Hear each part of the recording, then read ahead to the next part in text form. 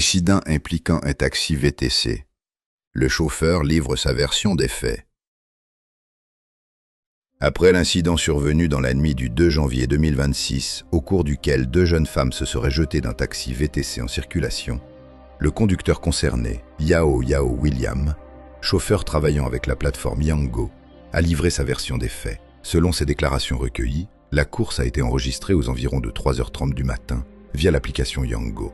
Les passagères auraient été prises en charge au quartier Jorobité, avec pour destination finale Yopougon, en passant par la voie Y4, reliant le rond-point Saint-Viateur au 4e pont de Yopougon. Le chauffeur indique qu'au cours du trajet, les passagères ont sollicité un premier arrêt près d'une station-service située aux abords du rond-point Saint-Viateur.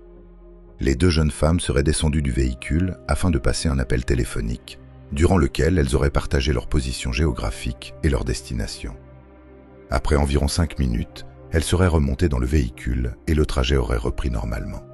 Toujours selon le conducteur, une seconde demande d'arrêt serait intervenue dans une zone jugée sombre, isolée et non éclairée, située entre Anono et le lycée français.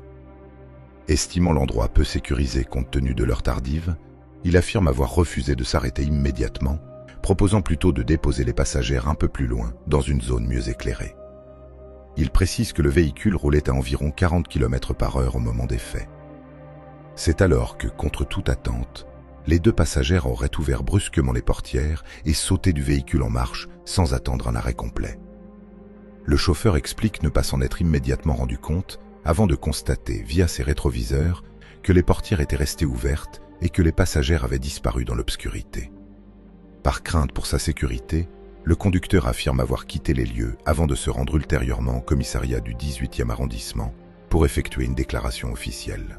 Il indique également avoir tenté, sans succès, de joindre les passagères afin d'obtenir des explications et de réclamer le paiement de la course. Le chauffeur se dit désormais disposé à collaborer pleinement avec les autorités, en mettant à disposition les éléments disponibles via l'application Yango, trajet, heure et détails de la course, afin que toute la lumière soit faite sur cet incident.